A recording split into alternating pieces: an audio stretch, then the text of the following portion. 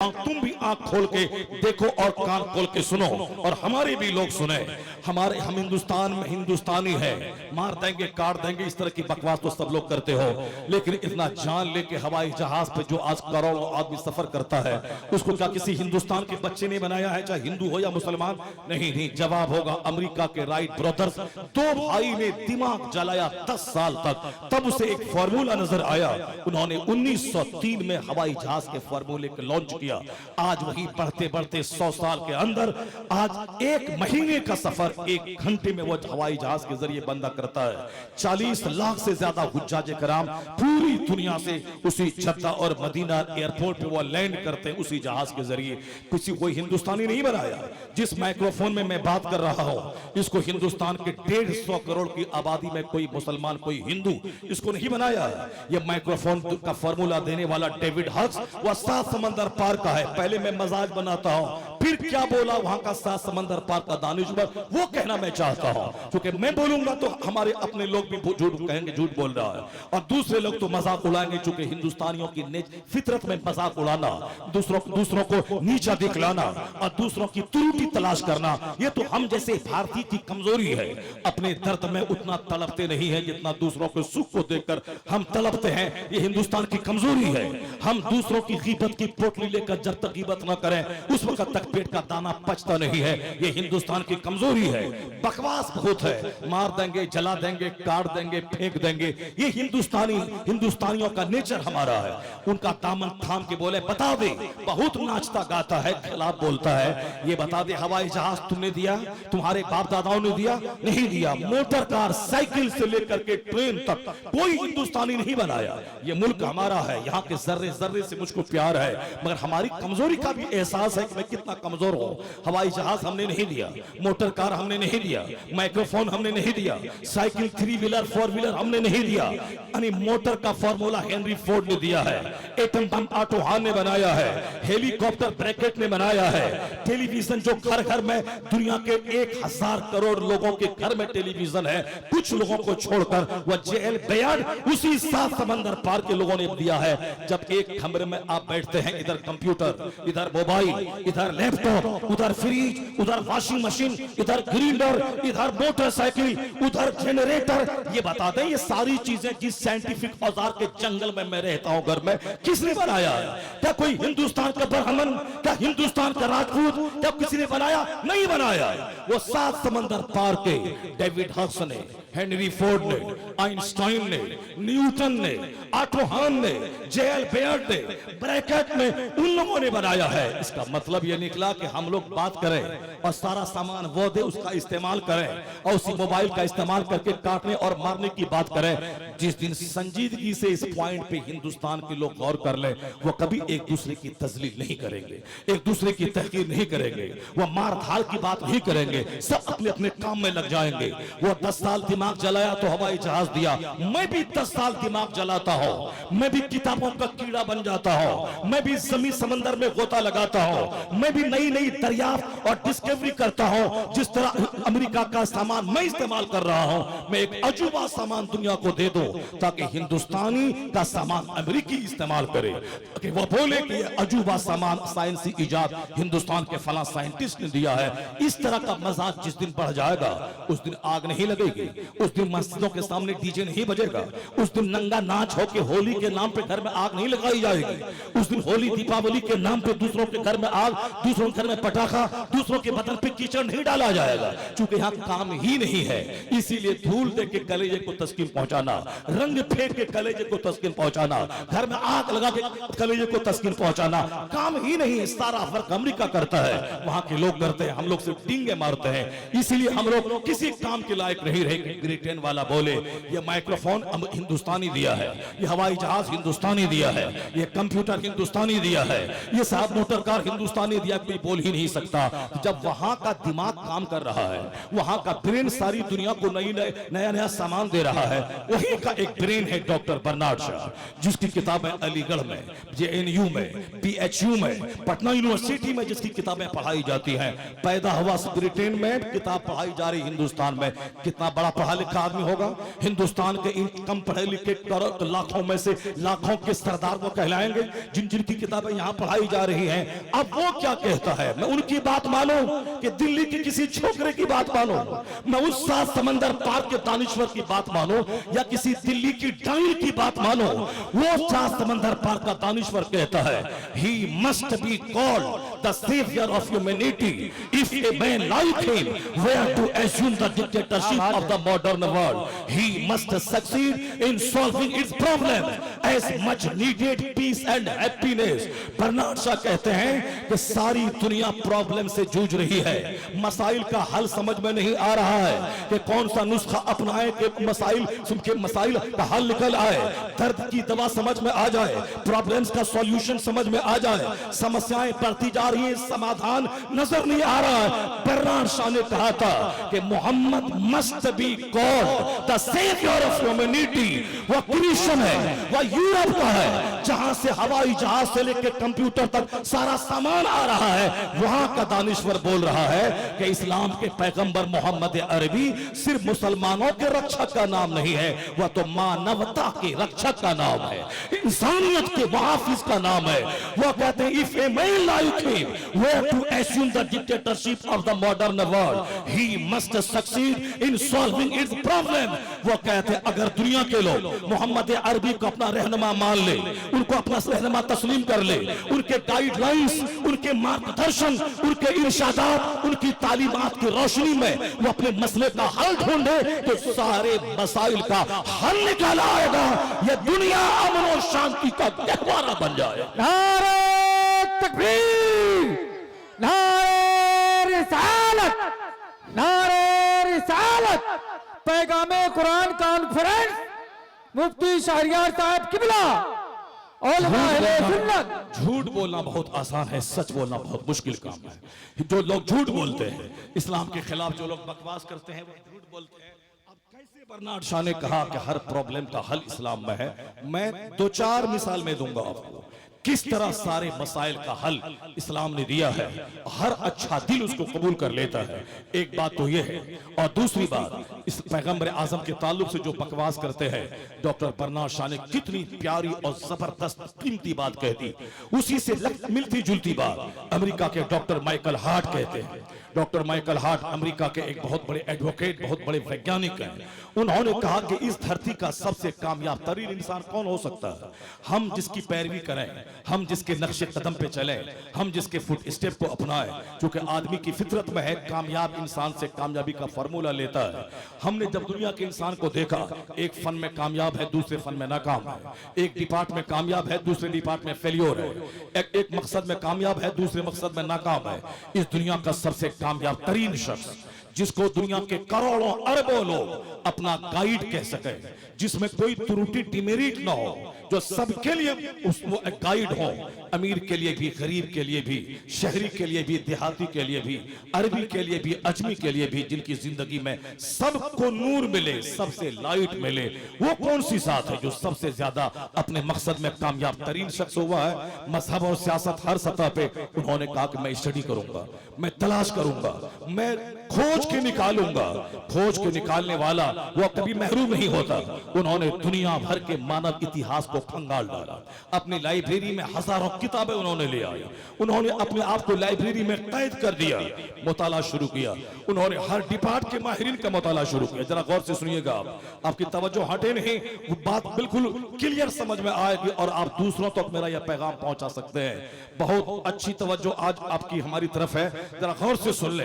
कामयाब तरीन इंसान की पैरवी करने से ही कामयाबी मिलती है। जो नाकाम इंसान हो उसकी क्या पैरवी करेगा? डॉक्टर माइकल हार्ट वहां की मिट्टी में तजस्सुस दाखिल है, अमेरिका की मिट्टी में वहां तफक्कुर दाखिल है, वहां तवस्सुम दाखिल है, वहां डिस्कवरी वहां के नेचर में है, दरियाफ्त करना। तब हिकमत तलाश करना, कारण तलाश करना, शोध करना, चिंतन करना, वो वहां की मिट्टी में दाखिल है। हमारी मिट्टी में वक्त की बर्बादी दाखिल है, वहां की मिट्टी में शोध और चिंतन दाखिल है। Discovery, investigation, pondering, reading and writing और थिंकिंग, अंडरस्टैंडिंग, रिफ्लेक्शन, ये जितने भी वर्ड्स हैं वो सब वहां की गुट्टी में है। इसलिए वहां उन लोगों का टाइम फिक्स है, 4 घंटे स्टडी करना, इतने घंटे खाना खाना, खाने का टाइम, पीने का टाइम, स्टडी का टाइम, सोने का टाइम, जागने का टाइम, सारा टाइम फिक्स है। सारे काम करने का, बाजार जाने का, सौदा सलफ आने का, स्कूल खोलने का, बच्चों को प्यार देने का, बीवी से बात करने का, स्टडी करने का, बीवी की स्टडी रूम अलग, शौहर का अलग, बच्चों का अलग, सब तब सारा सिस्टम उसका सेट है। उसी हिसाब से दिमाग जलाता है, सारी दुनिया को बंद कमरे से इस्तेमाल की नई नई चीजें वो देता है। हमारा कोई टाइम नहीं है, न खाने का टाइम है, न पीने का टाइम है, न सोने का टाइम है, न जागने का टाइम है, न स्टडी का टाइम है। मुसलमानों के घरों में कुरान पाक पे खिलाफ है और उस पे धूल जमी है। शाबान के महीने में 2-4 हमारी कम पढ़ी लिखी बेटियां वो सब एक दूसरे से कुरान पाक मांग के लाती और पढ़ती है। मैंने 4 खत्म कर दिया, बिस्मिल्लाहिर्रहमानिर्रहीम भी कायदे से पढ़ लें तो बहुत बड़ी बात है। मगर वो 4 खत्म, 5 खत्म, 6 खत्म की बातें करती है। वो कैसे कुरान पढ़ती है वो मुझ जैसे मौलवियों को अच्छी तरह मालूम है। वो अपने बाप, अपने समाज के लोगों को तो कहती है कि मैंने 5 खत्म कर लिया। एक बिस्मिल्लाहिर्रहमानिर्रहीम भी कायदे से पढ़ लें तो मैं जानो, क्योंकि हमने उसको ठीक से कुरान ही नहीं पढ़ाया। वो अपने हिसाब से सोचती है कि मैंने बहुत कुछ पढ़ लिया, बस कुरान पे धूल जमी है। लेकिन इसी कुरान करीम पे रिसर्च और तहकीक अमेरिका के लोग करते हैं। हमारे पास टाइम नहीं है, हम खाएं और सोएं, जबकि एक एक मिनट किस कदर कीमती है यह मजहब इस्लाम ने बताया है। उसकी मिसाल दे लें आप, 5:10 पे दिन निकलता है तो 5:10 से पहले मैं फजर की नमाज पढ़ता हूं। अब 5:11 पे अब नमाज नहीं होगी, सिर्फ 1 मिनट। 1 महीने के बाद रमजान आने वाला, 1 महीना भी नहीं बचा, 25 दिन बचे हैं, रमजान आने वाला है। रमजान नुज़ूल कुरान की सालगिरह का महीना है, यानी यह रोजा रखें और कुरान पढ़ें, बस सबसे बड़ी इबादत रमजान की यही है, कुरान पढ़ना और रोजा रखना। अब रमजान में 4:10 पे सहरी का आखिरी टाइम है। एक एक मिनट कीमती यहूदियों ने बना लिया, चाइना जापान के बुद्धिस्टों ने बना लिया, वो दुनिया का सबसे कीमती मुल्क बन गया। हमने दुनिया को बताया एक एक मिनट प्रेशियस और कीमती है, और हम ही एक एक घंटा, एक एक महीना, सालों साल हमने बर्बाद कर डाले। कोरोना काल में एक एक मिनट को कीमती समझने वाला एक इंजीनियरिंग का तालिब इल्म 3 महीने में पूरा कुरान हिफ्ज कर लिया, और वक्त को बर्बाद करने वाला मदरसे में 15 साल से साहब रट रहा है तो हाफिज नहीं बन रहा है। वह सिर्फ 3 महीने में सारी फोकस कुरान पाक उन्होंने दे दी, 3 महीने में हाफिज कुरान बन गए। लॉकडाउन से फायदा उठाया उसने, 3 महीने में हाफिज बन गए। और यहाँ 15 साल से पढ़ रहे हैं और कुरान याद ही नहीं है, और याद है भी तो 10 पगड़ी बांध ली, उसके बाद ही नहीं पढ़ना है। मेहराब पे खड़े हुए तो आगे जाना पीछे जाना याद ही नहीं, बस झुंझला के छोड़ दिया, चलो हमसे नहीं हो पाएगा। 15 साल में जो न हुआ 3 महीने में कर लिया। एक एक मिनट कीमती है, हमने बर्बाद किया वक्त को। इफ्तार सहरी का टाइम आखिरी टाइम है हमारे यहाँ, मान लिया जाए 4:10 पर, तो 4:10 से पहले दाना हलाल है, हमारे लिए पानी हलाल है, हमारे लिए बीवी हलाल है। लेकिन 4:10 के बाद 11 मिनट में, 1 मिनट के बाद अब वही बीवी मेरे लिए हराम हो गई, सोबत करना हराम हो गया, वही दाना मेरे लिए हराम हो गया, वही पानी मेरे लिए हराम। रोजा नाम लिया खाना पीना और बीवी से बचना, यही इसी का नाम इसी का नाम है रोजा। खाने से बचना जो ख्वाहिशात में सबसे बड़ी चीजें हैं, खाना पीना, शादी ब्याह करना, यही तो है। इसी की सारी दुनिया पागल है। औरतों के लिए जंग हो रही, खाने के लिए आदमी हराम और हलाल की तमीज खो रहा है, और पीने के लिए पानी सस्ता है, पानी को महंगा और शराब को लोगों ने सस्ता बना दिया है, अब फिर पीना है। इसी में दुनिया पागल है।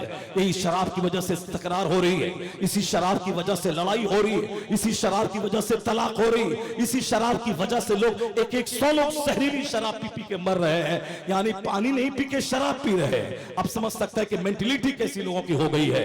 रोजा उसी ख्वाहिशात पे कंट्रोल का नाम है कि इसी पानी की वजह से लोग परेशान है, इसी ड्रिंक की वजह से, खाने की वजह से, औरत की खातिर, इन तीनों से रुक जा। 16-16 घंटे रुक जा, 16-16 घंटे रुकेगा, 1 महीना तक रुकेगा तो तुमको प्रैक्टिस हो जाएगी। हराम खाने से बचेगा, झूठ से बचेगा, शराब से बचेगा। अभी हलाल है पानी, फिर भी अल्लाह के कहने से रुक जा। हलाल है दाना, फिर भी अल्लाह के कहने से 4 बजे से लेकर शाम के 6 बजे तक 12-15 16 घंटे तक रुक जा। हलाल है मगर अपने लिए हराम कर ले अल्लाह के वास्ते। बीवी हलाल है मगर अपने लिए 15 घंटे हराम बना ले। पान ताना हलाल है मगर अल्लाह के लिए उसको हराम बना ले। जब एक महीने तक इस जायज चीजों को 15 घंटे 12 घंटे तक हराम बना लेगा तो 30 दिन की प्रैक्टिस ईद के बाद तुझे इस काबिल बना देगी कि अब अल्लाह के कहने से दाना छोड़ा था, अब अल्लाह के कहने से झूठ छोड़ दे, अल्लाह के कहने से शराब छोड़ दे, अल्लाह के कहने से गीबत छोड़ दे, अल्लाह के कहने से कत्लो कताल जंगो जदाल छोड़ दे, अल्लाह के कहने से माँ बाप का अपमान छोड़ दे, अल्लाह के कहने से रिज़्क़ हराम के फसाइल छोड़ दे। यह रोजा है क्या चीज? एक महीना प्रैक्टिस करवाता है दाना पानी छोड़वा कर, ताकि गुनाहों से बचने की सलाहियत पैदा हो जाए, गुनाहों से बचने की मश्क हो जाए। तो 1 मिनट पहले जो पानी हलाल था 1 मिनट के बाद हराम हो गया।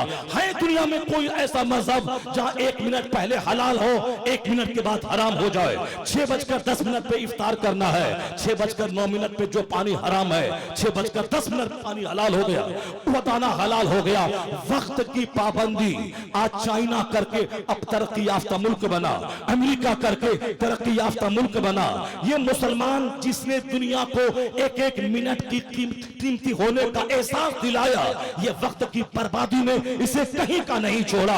अगर मुसलमान नमाज रोजे के औकात से वक्त की पाबंदी का सबक सीख लेते और उसी हिसाब से जिंदगी गुजारते, यहूदी पीछे होता मुसलमान आगे होता, क्रिश्चियन पीछे होता मुसलमान आगे होता, जापानी चीनी पीछे होता मुस्तफा का गुलाम पहले होता। क्योंकि मुस्तफा वलियों का इमाम है, जो उनके तरीके पे चलेगा वो गुलाम नहीं बनेगा, वह इमाम बनेगा, सारी दुनिया उसकी गुलाम बनती चली जाए।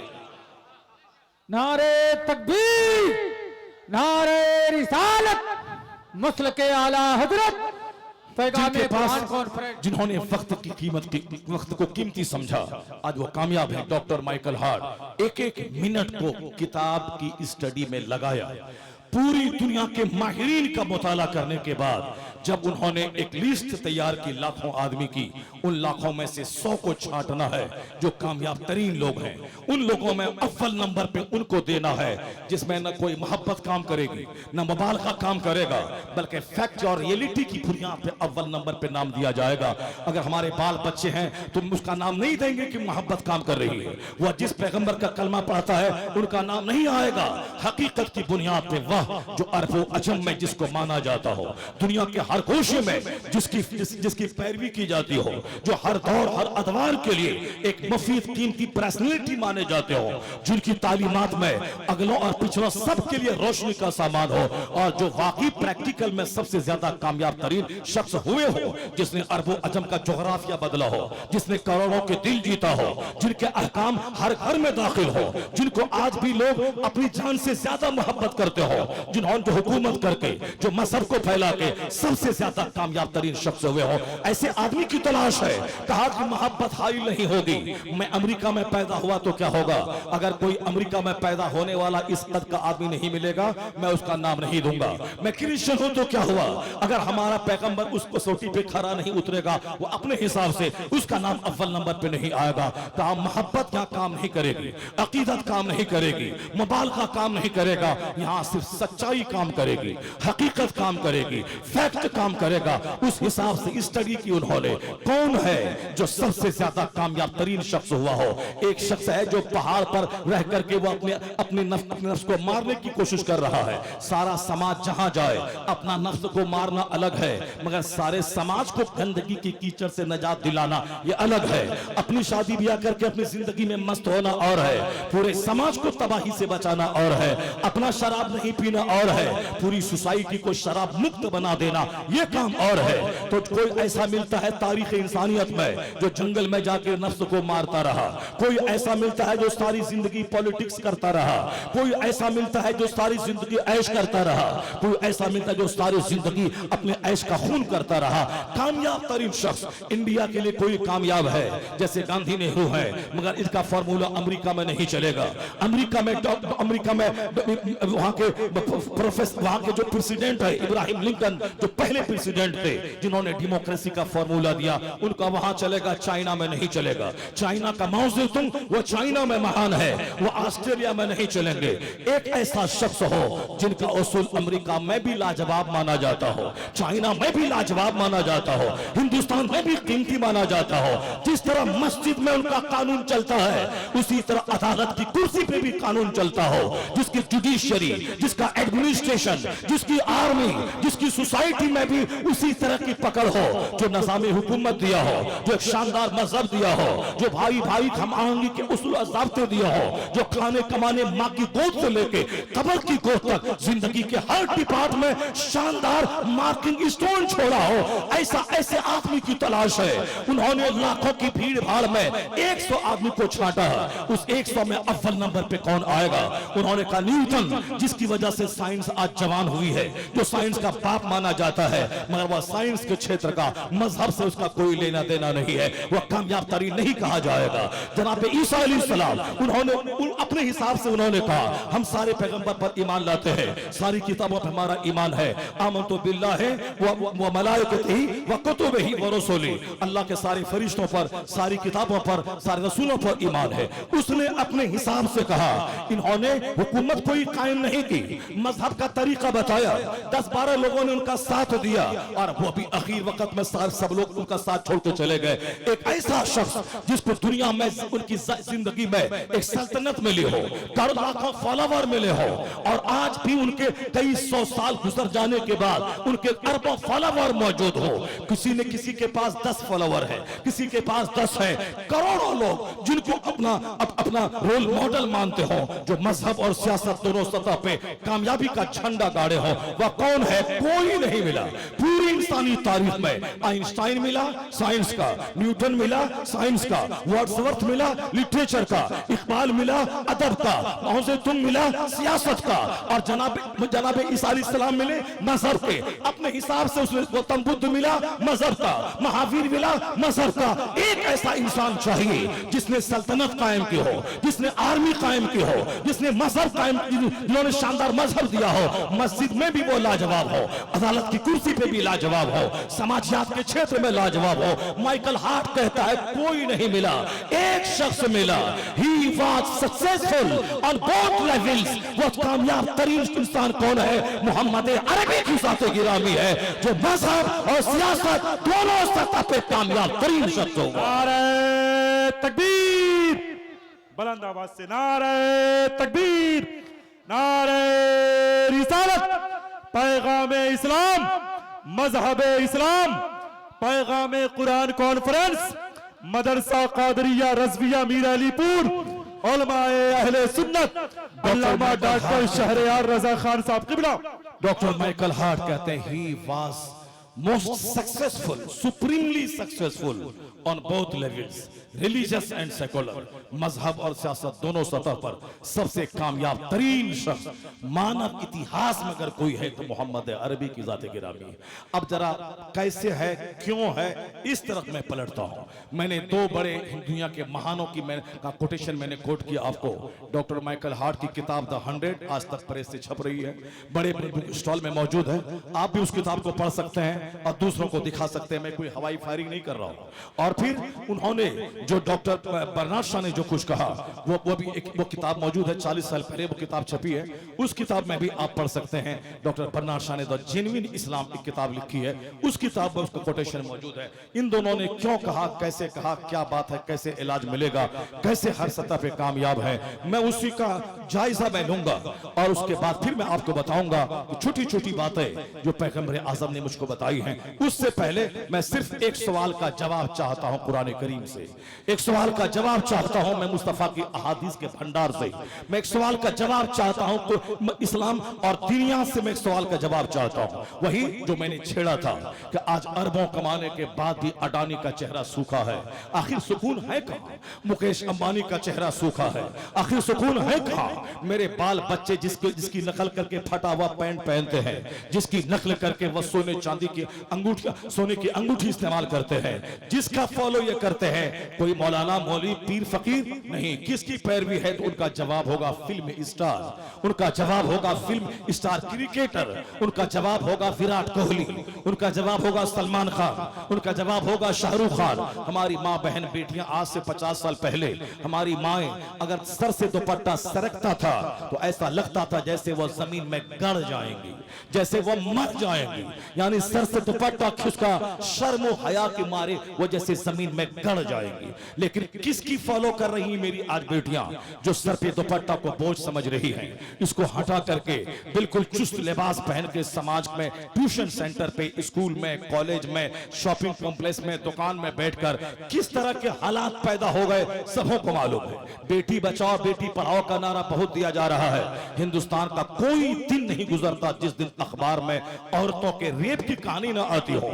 इस हिंदुस्तान में जहां के हमारे मुखिया जी बेटी बचाओ बेटी पढ़ाओ का नारा देते हैं, बेटी बचाओ बेटी पढ़ाओ, बेटी पढ़ाओ का नारा देते हैं, बेटी बचाओ का नारा देते हैं, जहां कोचिंग सेंटर में गैंग रेप होता है, फिर उसका कत्ल होता है, पहले औरतों का किडनैप होता है, चंद गोंडे दरिंदे रास्ते में खड़े हैं, कोई खूबसूरत नाक नक्शे वाली कोई खातून 18 साल की कोचिंग सेंटर जा रही है, समाज की बेटी है, वह पढ़ने जा रही है, मगर क्या करे, समाज के सारे लोग अच्छे होते हैं, दरिंदे और भेड़िए की नजर जब उसके चेहरे पे पड़ती है, वह भेड़िए कहते हैं कि मुझको इसको हासिल करना है चाहे जैसे भी हो। अब चाहे मोहब्बत से अगर वो आ जाती हैं तो ठीक है, नहीं तो फिर हम दूसरा तरीका इख्तियार करेंगे। वह 10 गुंडों की टीम तैयार करते हैं, रास्ते में वापसी में उसको किडनैप करते हैं, कार पे बिठाते हैं, बाइक पे बिठाते हैं और ले जाकर के सुनसान जंगल और सुनसान बिल्डिंग में उसके साथ बारी बारी से वह सारे लड़के गैंग रेप करते हैं और बेइज्जती से बचने के लिए कत्ल कर देते हैं। यह किडनैप करना, गैंग रेप करना और कत्ल कर देना, ये हिंदुस्तान का कोई अखबार इस तरह की खबरों से खाली नहीं है। और यहाँ साहब बेटियां बचेंगी और बेटियां बढ़ेंगी। यहाँ इज्जत और आबरू लूट रही है दिन दहाड़े, निर्भया के कातिलों को फांसी की सजा मिल गई। सारे हिंदुस्तान को तो शऊर के नाखून थामना चाहिए कि अगर हमने ऐसा कदम उठाया तो हमें भी फांसी के फंदे पे लटका दिया जाएगा। नहीं, ख्वाहिशात की आग में इस तरह बदन जल रहा है, ऐसी आग लगी हुई है कि कल क्या होगा देखा जाएगा, अभी तो यह काम कर गुजरना है। अक्लो खिरत होश हया सब कुछ खत्म है। वो देखने के बाद भी वो शराब पिया, गाड़ी एक्सीडेंट करी, 100 टुकड़े लाश के हो गए, मगर फिर भी शराब की बोतल नहीं छूटेगी, अंजाम चाहे जो। ये जानता है कि शराब पीता रहा, लंग्स फेफड़ा उसका गल गया, सांस लेने में दिक्कत हो रही है, वेंटिलेशन और ऑक्सीजन पे पड़ा हुआ है, शराब ने उसको तबाह किया। ये जानता है कि डॉक्टर बोलता है इसका कोलेस्ट्रॉल बढ़ रहा है, उसके बढ़ाने में चर्बी, फैट और सिगरेट का दखल है, खैनी और गुटखा का दखल है, या छोड़ देकर ये जीना चाहते हैं, मगर उसके बावजूद देखा कि सामने लाशें तड़प रही है। गुटखाखोर को कैंसर हुआ मुंह में, वो मर गया, मगर फिर भी ये गुटखा छोड़ने को तैयार नहीं है। सिगरेट पीने वाले का लंग्स खराब हुआ, फिर भी ये छोड़ने को तैयार नहीं है। शराबी क्योंकि सेहत चौपट हो गई, फिर भी ये छोड़ने को तैयार नहीं है। हुजूर ने कहा था आखिर जमाने में लोगों की अक्लें छीन ली जाएंगी। तुनज़अ उक़ूलु अक्सर ज़ालिका ज़मान सयाती अलन्नास से ज़मान, अनकरीब ऐसा जमाना आएगा लोगों पर कि लोगों की अक्लें छीन ली जाएंगी। लोग पागलों की तरह करेंगे, अरे कौन बोलता है सिगरेट पीने से ये होता है, कौन बोलता है खैनी खाने से ये कैंसर होता है, कौन कहता है गुटखा खाने से ये होता है। अभी हिंदुओं का एक लीडर था जो बातें मैं पहले दबी सामान में कहता था, उन्होंने खुल के ये जुमला कहा। मैं पहले सोचता था कि ऐसा है, मगर बाद में उनकी जब मैंने गुफ्तगू सुनी तब मुझको पता चला कि जो मैं सोचता था वह सच साबित हुआ। मैं सोचता था कि पाखाने की तरह बदबू गुटखा खाने वाले के मुंह से क्यों आ रही है, मैं सोचता था बेसी से पाखाने की बदबू क्यों आ रही है, आखिर ये सुपारी ही तो है, उसमें मसाला लगा दिया गया है, टेस्टी बना दिया गया है, लोग पागल हो गए हैं, उस नशा के तौर पर इस्तेमाल करते हैं। अगरचे उसमें ज्यादा नशा नहीं है, मगर एक ऐसा जुनून चढ़ जाता है कि बगैर उसके खाए चैन नहीं है। रोटी चावल ना खाए दिन भर चलेगा, मगर जब तक वो रजनीगंधा और पुड़िया ना खाए शुद्ध प्लस, उसको चैन नहीं मिलेगा। मैंने जब उस पंडित जी का बयान सुना कि हैदराबाद की म्यूनिसिपैलिटी में जहां सारा कचरा, सारा पाखाना जो जमा होता है गटर में, वहां के साइंस का एक तालिब इल्म, उन्होंने एक केमिकल उसमें डाला, वह सारा सूख गया और उसको बोरे में कस के वहां के ताजिर बिजनेस में पैसे की हवस वाले उसको सीधे सप्लाई करते हैं कानपुर, और कानपुर में उसमें थोड़ा सुपारी मिला के, मसाला मिला के उसको गुटखा बना के पैकेट में तैयार करता है। अब मैंने सोचा, उसने कहा लोग देखें क्या खा रहे हैं, यानी पाखाने को सुखा करके उसमें थोड़ा मसाला मिला करके पुड़िया में भरा जाता है। अब मुझको यकीन आया कि हाँ, बदबू पाखाने की तरह क्यों मुंह से आती है गुटखा खाने वाले की। अब बेसिन में फेंक दे, क्यों? मैं कुछ नहीं, वो पाखाना पैक करे के कुछ पैक करे, मगर खाने में मजा आता है, मुझको खाना है, ऐसे डाल देना है। अब कौन देखा कानपुर में क्या हो रहा है, कौन देखा हैदराबाद में क्या हो रहा है। हुजूर ने सच कहा, अनकरीब कयामत के करीब जब दिन आएंगे, लोगों की अक्लें छीन ली जाएंगी, लोग पागल और दीवाने की तरह हो जाएंगे। मर्द औरतों की तरह बाल रख के रबड़ डालेंगे, और औरतें मर्दों की तरह बाल बना के वो साहब मर्द बनना चाहेंगे। औरतें मर्दों की तरह छींट वाला कपड़ा पहन के ऊपर में कपड़े डाल के औरत बनना चाहेंगी, और औरतें चुस्त और फटा हुआ जींस और टी शर्ट पहन के वो समाज में ज़नाकारी के संदेश देने वाली वो मर्द बनना चाहेंगी। यानी वो मर्द बने, ये औरत बने, अक्लें छीन ली गई है। मालदार आदमी 50 गाड़ी से बारात गया, कोई मतलब नहीं मैं भीख मांगूंगा, मगर 50 गाड़ी पे बारात ले जाके मैं दिखला दूंगा। वो मालदार है, सऊदी अरब में 50 साल कमाया है, 1000 आदमी को खिलाया है। मैं नहीं गया तो क्या हुआ, मैं उससे कुछ कम हो गया? मैं बंबई में ज़कात और खैरात भीख मांग लूंगा, मगर मैं भी 2000 आदमी को खिला के रहूंगा। सच कहा हुजूर ने, कयामत के करीब लोगों की अक्लें छीन ली जाएंगी, हक और ना हक समझना छोड़ देंगे, राइट और रॉन्ग का फर्क करना छोड़ देंगे, बेनिफिशियल और यूजफुल का फर्क लोग छोड़ देंगे। वो तो कहिए कि अल्लाह का एहसान है कि उलमा मौजूद है, जो जुमा के दिन हमें कहता है ये हराम है, ये हलाल है, ये नाजायज है, ये नाजायज है, ये मुफीद है, ये मुज़िर है, जो ईद के दिन खिताब करते कहता है ये हराम है, ये हलाल है, इसे करो, इसे मत करो। या सीरत का जलसा भीख मांग के मुनक़िद करके पब्लिक को जमा करके कहता है ये हराम है मत करना, ये हलाल है इसको करना, ये राइट है, ये रॉन्ग है, ये गुड है, ये बैड है, ये बेनिफिशियल है, ये हार्मफुल है, ये उलमा की जमात है। मैं इसे गाली देता हूं, मगर ये मेरे जन्नत का रास्ता बताते हैं। मैं उसे कहता हूं मस्जिद से भगा दूंगा, मगर ये कहते हैं कि तुम सोने की अंगूठी पहनना हराम है मत पहनो। मैं इसे भगाने की बात कर रहा हूं, ये मुझे जन्नत ले जाने की बात कर रहा है, ये मुझे राह रास्त ले जाने की बात कर रहा है। पहले आधा रुदल की कहानी की बातें होती थी, अकबर बिरबल की कहानी की मजलिस गांव देहात में सजती थी, पर आज वो सारी महफिलें खत्म हो गई। तीजा की महफिल में वाज है, 40वां की महफिल में तकरीर है, शादी की महफिल में तकरीर है। आज आधा आला रुदल की कहानी खत्म, अकबर बिरबल की दास्तान खत्म। आज जो ये सीरत के जलसे हो रहे हैं, जो हमें टोकने की बातें हो रही है, एहसान इन उलमा का है जो हमें टोक कर गुनाहों से बचाते हैं और नेकियों का पैगाम देते हैं। नारे तकबीर, नारे रिसालत, पैगाम इस्लाम।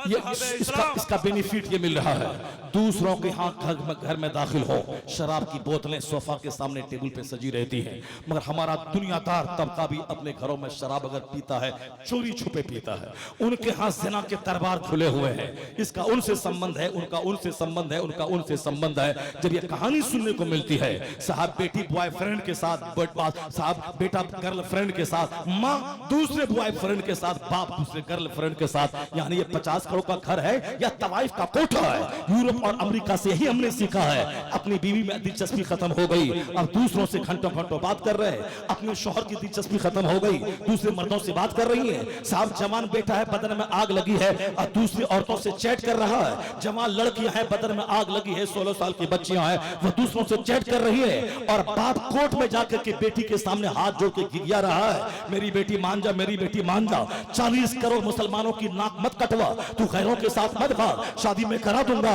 मगर वो है कि माँ बाप भाई बहन समाज सबका प्यार ठुकरा के उस गैरों के साथ भाग रही है। ये छोकरा हमारा नौकरी की तलाश में, वो दाढ़ी मोज इस्लाम दीन धर्म सब छोड़ के उसके साथ भाग रहा है। कौन सी औलाद में जन्म दे रहा हो, कैसे उसके बदन में आग लगी है कि शादी जैसे उसकी नहीं होगी। बदन में आग लगी है, आग बहक रही है, जबान बहक रही है, हाथ बहक रहे हैं, दीन धर्म जन्नत सबको छोड़ करके दूसरों के साथ वो भाग रहा है, बेटियां भाग रही है। ये कसूर है, बुजुर्गों ने कहा है। एक तो माँ बाप की तरबियत की कमी है कि घर में फिल्म की बात, घर में डॉक्टर की बात, घर में इंजीनियर की बात। वो कमाया, बंबई गया, 1 करोड़ का मकान बना लिया, वो इंजीनियर बना 10 लाख महीना कमा रहा है, वो डॉक्टर बना दिल्ली 10 लाख कमा रहा है। यानी हमने बाल बच्चों को बताया कि मकान बनाना, गाड़ी खरीदना, पैसा कमाना, यही है जिंदगी का मकसद। मैंने एक दिन भी घर में कुरान नहीं पढ़ के सुनाया, मैंने हदीस पढ़ के नहीं सुनाया। आज बच्चे अगर लूट गए हैं तो कसूर हमारा है, जबकि मैंने दुनियादारों का चर्चा किया, मैंने कभी गौस की कहानी नहीं सुनाई, गरीब नवाज का चर्चा नहीं किया, मैंने इलाही का चर्चा नहीं किया, मैंने आला हज़रत का चर्चा नहीं किया। कॉन्फ्रेंस में एक आवाज गूंजी और बुझ गई, मगर 360 दिन घर में मैंने बुजुर्गों की कहानी बच्चों को नहीं सुनाई, मैंने बुजुर्ग खवातीन की कहानी नहीं सुनाई। नतीजे में मेरा बच्चा लोफर हो रहा है, वह इश्क को जिंदगी का मकसद समझ रहा है, वह इश्क चाहे गैरों से लाए जाए और उसकी वजह से समाज में आग लग जाए, हजारों दुकान जल जाए, मुसलमानों की गर्दनें कट जाए, हिंदू मुस्लिम का दंगा हो जाए, वह सब चलेगा, मगर वही मुझको चाहिए। ये आग कहां से लग गई है मालूम है? एक तो तरबियत की कमी है, और दूसरी बुजुर्गों ने कहा है अपनी ग़िज़ा पे ध्यान दे। जब हराम ग़िज़ा बदन में जाती है तो बदन में ख्वाहिशात की दुनिया में आग लग जाती है।